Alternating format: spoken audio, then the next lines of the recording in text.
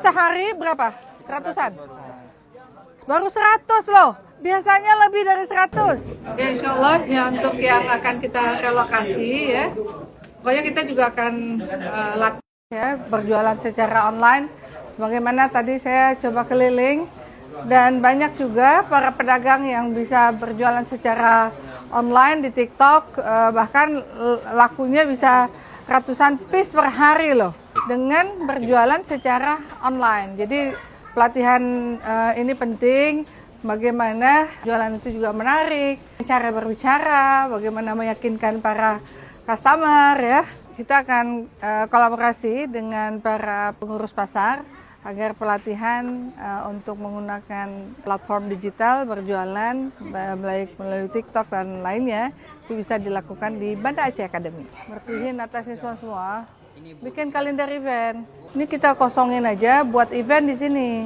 Ada fashion show, ada acara bazar, makanan segala macam kegiatan Pemko. Buat aja di sini, mengundang masyarakat.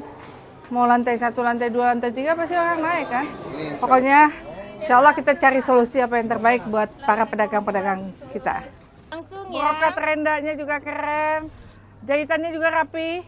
Ada berapa pilihan warna? Itu ada di 2 pilihan warna lagi. Ada 2 pilihan warna. Ini gaya-gaya casual, tapi sopan, keren. Warnanya juga luar biasa nih. Coba Bu Sekcam belanja yang banyak. Kak Susan. San, belanja yang banyak coba. Yang lagi live, keren ya. Di check out ya, segera ya. 200.000 dengan bahan apa ini namanya? Pakai rubia, pakai brokat. Nah, Bahannya bahan apa ini? bahan soft jean. Soft jean ya, kayak corduroy gitu ya. Ya. Bahannya keren loh. Ya, ini ibu wali kota kita ini. Insya Allah ya, murah-murah rezeki nggak tertukar ya. Oh ya Allah. Nih semuanya pakai nge-live. Di sini yang mau langsung ke sini juga bisa. Dengan live bisa laku sehari 100 baru hari ini. Tapi biasanya bisa lebih, kadang kurang. Banyak lakunya ya. Ini nge-live. Iya.